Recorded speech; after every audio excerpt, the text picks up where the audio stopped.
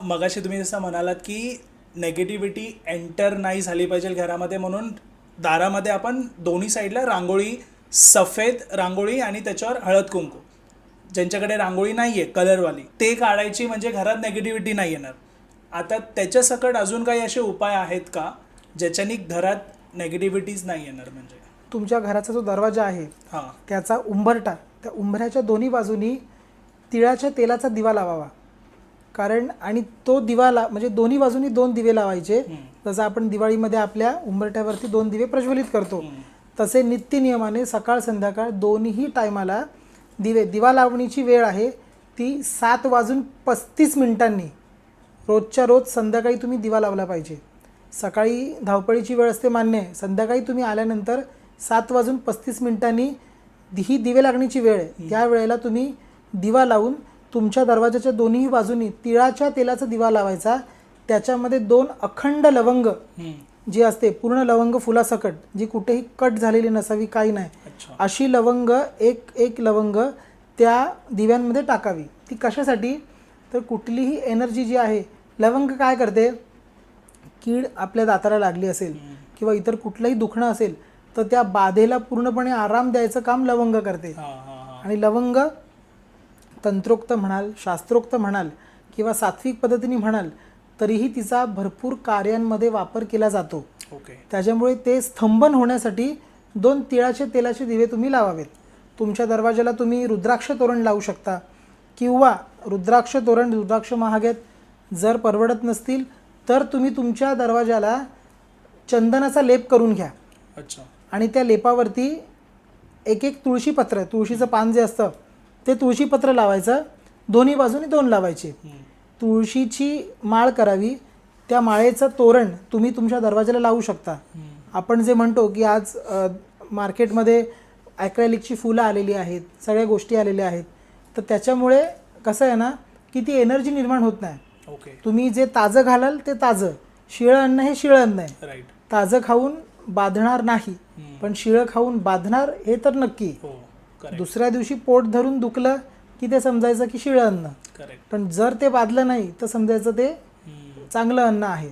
त्याच्यामुळे तुम्ही जे काही घालाल, देवाला फुलं घालाल, दरवाजाला तुम्ही फुलांची सजावट कराल, ती देखील तुम्ही ताज्या फुलांची करा. ताज्या तुळशीचा आपण हार विणतो, तुळस गुंफून, तो तुम्ही तुमच्या दरवाजाला लावा. सगळ्यात मोठी गोष्ट हरिद्रा, हळकुंड सगळ्यांनाच माहिती आहेत. 21 हळकुंड घ्यावी. ती हळकुंड सगळ्यात सोपा उपाय आहे. उजव्या हातामध्ये ती 21 हळकुंड हात धरून ठेवायची. त्या 21 हळकुंडावरती ओम शिवगंगाय नमः हा जप करायचा. किती वेळा? 21 वेळा. हा जप झाल्यानंतर त्या हळकुंडाची माळ करायची आणि ती माळ घरातल्या कुलस्वामीला घालायची. दुसऱ्या दिवशी ती माळ काढायची आदरपूर्ण आणि तुमच्या दरवाजाला लावा. तुमच्या घरामध्ये जगातली कुठलीही वाईट शक्ती कधीच एंटर करणार नाही. कुठलंही तंत्र असो, कुठलाही मंत्र असो, कारण हळद ही स्वतः पवित्र आहे, तुळस ही स्वतः पवित्र आहे. मग अशा वेळेला तुम्ही तुळशीच्या ज्या मंजिऱ्या आहेत त्या देखील तो धागा गुंफताना त्याच्यामध्ये तुम्ही टाकू शकता. का तर तो एनर्जी फ्लो घरामध्ये येणार नाही. आणि हा अणुबॉम्बपेक्षाही सगळ्यात मोठा उपाय आहे. हरिद्रेचा जी हळकुंड आहेत ती 21 किंवा 11 जेवढं तुमच्या घराचं माप आहे त्यानुसार ती घेऊन त्याचं तोरण तुम्ही दरवाजाला बांधा. पण ते करत असताना ओम शिवगंगाय नमः, कारण हरिद्रा ही शिवाला प्रचंड प्रिय आहे.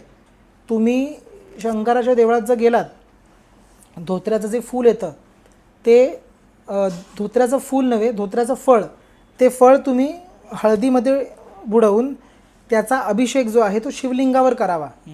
ज्या व्यक्तीवरती तंत्र प्रक्रिया झालेली आहे, ज्या व्यक्ती तंत्रोक्त पद्धतीने ग्रासलेल्या आहेत की 8-8, 10-10 वर्षही लोकांवरती तंत्र राहिलेले आहेत जसेच्या तसे, किंवा नेगेटिव्हिटी जेव्हा तुमच्या घरातून जाते तेव्हा ती तुम्हाला टाटा बाय बाय करून कधीच जात नाही. ती काही ना काहीतरी तिचा थोडाफार अंश ठेवून किंवा काही ना काहीतरी परीक्षेची बाजू ठेवून जाते. मग अशी राहू नये. अशा वेळेला ते शिवलिंगावर त्या फळांनी अभिषेक करावा आणि ती जी हळद आहे ती आणून तुमच्या घरामध्ये त्याचा एक थेंब फक्त असा उडवायचा आहे तुम्ही. तो जो थेंब पडतो तो तुमच्या घरातल्या सर्व बाधा नाहीशा करण्यासाठी पुरेसा असतो. Okay okay. अणुबॉम्बच्या स्फोटापेक्षाही सगळ्यात मोठा आणि प्रभावशाली असा हा उपाय आहे. ओके. हा बिनखर्चाचा उपाय आहे. हळकुंड प्रत्येक गृहिणीच्या घरामध्ये असतं. करेक्ट. आपल्या कुटुंबाचं संरक्षण कसं करता येईल हे प्रत्येक भगिनीचं एक उद्देश असतं की आपल्या मुलाबाळांनी आजारी पडू नये, आपली मुलं बाळं जी आहेत ती व्यवस्थित राहावी. त्यासाठी हा हळकुंडाच्या तोरणाचा उपाय आहे. फक्त तुमचा जप प्रॉपर झाला पाहिजे. ती 21 म्हणा किंवा 9 म्हणा 11 म्हणा, ही जी काही विषम संख्येतली हळकुंड आहेत ती हातात घेऊन त्या मंत्राचा जप प्रॉपर झाला की तुमच्या घरामध्ये एक आपसुकच सुरक्षा कवच निर्माण होणार. कारण तुम्ही ज्या पद्धतीने तुमच्या घरामध्ये रिॲक्ट होता, ज्या पद्धतीनुसार तुम्ही तुमच्या घरात वागता, तीच एनर्जी घेऊन तुम्ही सकाळी तुमच्या घरातनं निघता. करेक्ट. तुम्ही भांडणं केलीत, अखंड दिवस वाईट जाणार. तुम्ही चांगल्या पद्धतीने घरामध्ये सकाळ जर तुमची उठत असेल तर तुमचा दिवसही चांगला जाणार. कारण तुम्ही ज्या पद्धतीने तुमच्या घरात वागता त्या पद्धतीनुसारच तुमची वास्तू हॅपी होम आहे का तुमची वास्तू दुःखी वास्तू आहे हे तुम्ही स्वतः निर्माण करत असता. करेक्ट. मग अशा वेळेला आपण ज्यावेळी ते घर दत्त निवास म्हणा किंवा हॅपी होम पद्धतीनुसार, जर हॅपी होम म्हणजे काय, आनंदी वास्तू, हो. जर आपण आपलं घर आनंदी वास्तूच्या प्रमाणे ठेवत असू तर जगातल्या कुठल्याही ताकदीची हिंमत नाही की तुमच्या घराचा उंबरठा ओलांडेल. पण तुमच्या घरात जर तुम्ही केलेल्या कुरबुरीमुळे जर भांडणं होत असतील तर तुमच्या घराला वाईट शक्तींना तसेच अघोरी प्रवृत्तींना तुम्ही स्वतः निमंत्रण देता. ह्यासाठी तुम्ही स्वतः जबाबदार असता. ह्यासाठी इथलं कुठला देव किंवा गुरु जबाबदार नसतो. म्हणजे नेहमी बाहेरून काय होणं हेच कंपल्सरी नाहीये. ह्या गोष्टी अंतर्गतही घडत असतात. स्वतःमध्ये घरात खुशी नसेल, भांडणं सारखी होत असतील तर बाहेरची नेगेटिव्हिटी लगेच अट्रॅक्ट तुम्ही आमंत्रण देता. हो. त्या गोष्टीला तुम्ही आपसूक आमंत्रण देता. ज्याप्रमाणे तारक मंत्र म्हणून माणसाच्या जीवनामध्ये आमूलाग्र बदल घडत असेल तर तुम्ही स्वामी महाराजांना आमंत्रण देता की महाराज तुम्ही माझ्या जीवनामध्ये या आणि माझ्या आयुष्याचं सोनं करा. आज आपण असंख्य रील्स बघतो स्वामी महाराजांच्या की बाबा महाराज माझ्या आयुष्यात आले, सोनं झालं, अक्कलकोटला गेल्यानंतर समाधान मिळतं. आजही अंगावर काटा येतो कारण हे अनुभव आहेत. तारक मंत्राचा जो काही अनुभव सांगितला की बाबा असं असं करा, ह्यातून तुम्हाला नक्की फायदा होणार, तो जो फायदा आहे तो 40 लाख लोकांनी बघितला. त्या 40 लाखातल्या 10 लाख लोकांनी जरी तो उपाय केला ना तरी पण महाराजांपर्यंत त्यांची हाक पोचते. नवे नवे तर तुम्ही स्वामींचे सेवेकरी घडवता.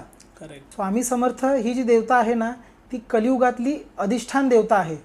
जी तुम्ही केलेली प्रत्येक गोष्ट, प्रत्येक हाक व्यवस्थितपणे ऐकत असते. तुम्हाला असं वाटतं की महाराज आपल्याला बघत नाही, महाराजांचं आपल्याकडे लक्ष नाही आहे, पण स्वामींचं तुमच्याकडे पूर्णपणे लक्ष आहे. तुम्ही जर स्वामींचे खरे भक्त नाही म्हणता येणार पण तुम्ही त्यांची एक राईच्या दाण्या एवढी जरी सेवा केलीत ना तरी ते तुम्हाला पर्वता एवढं देतात. बरोबर आहे. ते तुम्हाला पर्वता एवढं देतात.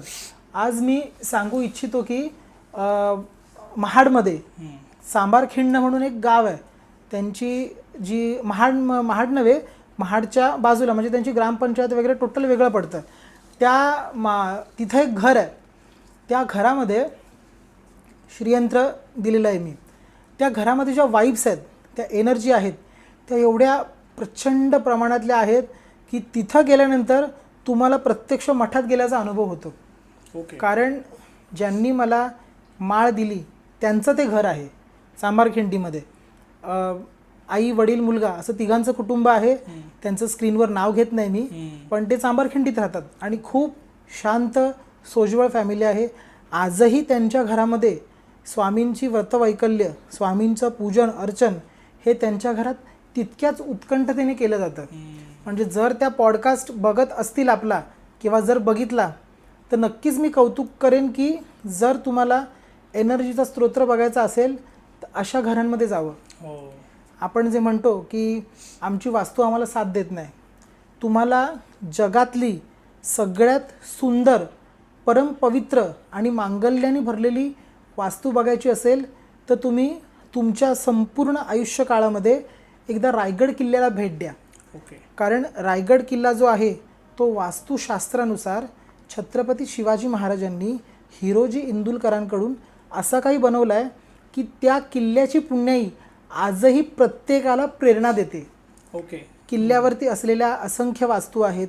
राजवाडा असो, राणी महाल असो, जगदीश्वराचं देऊळ आहे, किंवा तिथं असलेलं देवीचं जे मंदिर आहे, ह्या प्रत्येक गोष्टी तिथल्या त्या ते जे आर्किटेक्चर होते हो. त्यांनी अत्यंत सुबकतेने घडवलेले आहेत. ओके. म्हणजे ज्याप्रमाणे आपण म्हणतो की जशी एनर्जी आपल्याला मठात गेल्यावर, मंदिरात गेल्यावर, देवळात गेल्यानंतर आपल्याला मिळते, तशाच प्रकारची एनर्जी आपल्याला त्या रायगड किल्ल्यावर गेल्यानंतर जाणवते. ओके. कारण त्या किल्ल्याचं महत्त्व असं आहे की 375 वर्ष उलटून गेली. हां.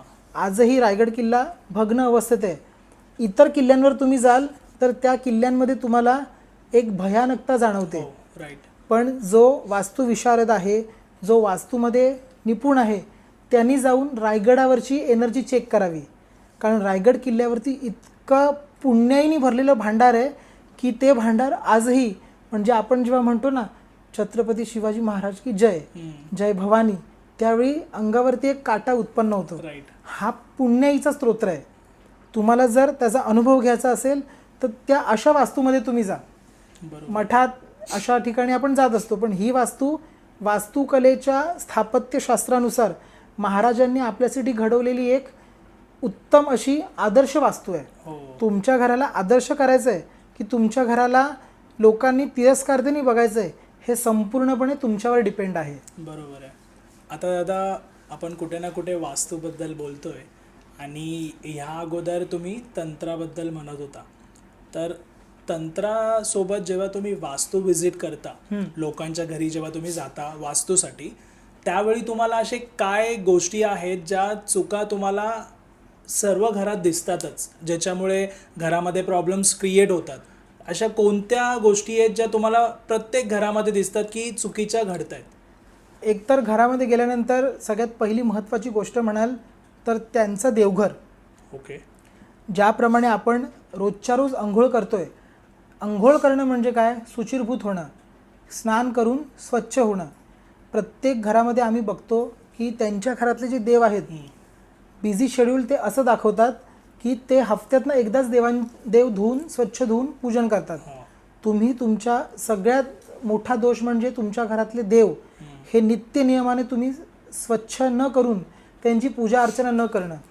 इवन तुमच्या घरामध्ये तुम्ही देवांना फुलं जे अर्पण करता त्याचं निर्माल्य ताबडतोब दुसऱ्या दिवशी जे काही तुम्ही समुद्रात न टाकता, तुम्ही तुमच्या घरात तुळस असेल किंवा तुमच्या घरात एखादा प्लांट असेल तिथे खत म्हणून टाका. ही सगळ्यात मोठी गोष्ट. रोजच्या रोज तुमचे देव धुणं, मग ते तुम्ही बेसनाने धुवा, पितांबरीने धुवा, ते अनिवार्य आहे ते धुणं. कारण हा सगळ्यात मोठा दोष आहे.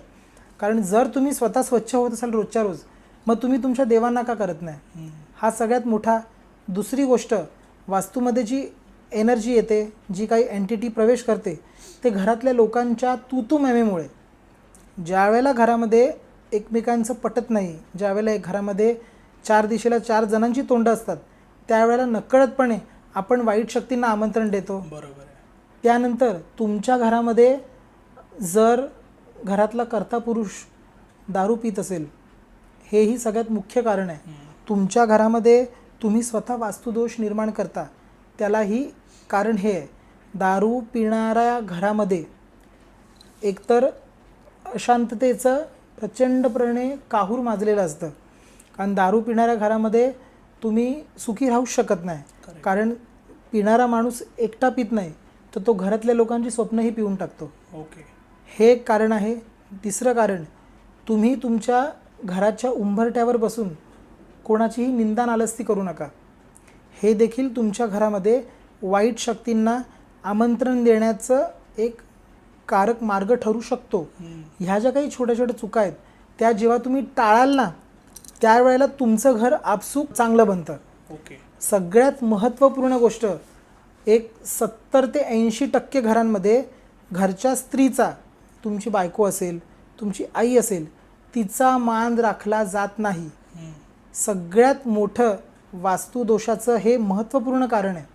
ओके. तुमच्या घरातली स्त्री जी आहे ती तुमच्यासाठी, तुमची आई असो, तुमची बायको असेल, ती तुमच्यासाठी तिच्या घरातल्यांचा त्याग करून इथे आलेली असते. बरोबर. कुठलाच पुरुष स्वतःच्या आईवडिलांना टाकून दुसरीकडे जाणार नाही.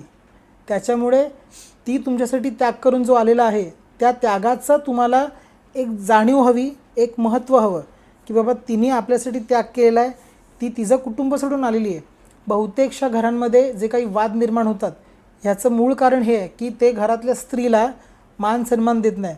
कसं आहे ना, तुम्ही जेवढं तिला प्रेमाने हाताळाल तेवढे तुमचे ग्रह, तेवढे तुमच्या ज्या काही स्टार्स म्हणतो जे आपले, हो. ते तुमच्यावरती प्रचंड खुश राहणार. ओके. तुम्ही तुमच्या घरातल्या स्त्रीला जर बायकोला लाथाडत असाल तर तुमचं नशीब फुटलंच म्हणून समजायचं. आणि जर तुम्ही तिला प्रेमाने सोनू मोनू म्हणत असाल ना तर तुमचे ग्रह असे काही फिरतात ना की तुम्ही कुठे होतात आणि कुठे पोचाल ते तुम्ही हे करू शकत नाही. ओके. म्हणजे ह्या खूप इम्पॉर्टंट गोष्टी आहेत. छोट्या छोट्या गोष्टींमधनं माणूस शिकत असतो. आणि ह्या ज्या काही कॉमन सेन्सच्या गोष्टी आहेत घरातल्या स्त्रीचा, कारण जिथं स्त्रीचा आदर केला जातो ना ते घर सगळ्यात सुखी घर आहे.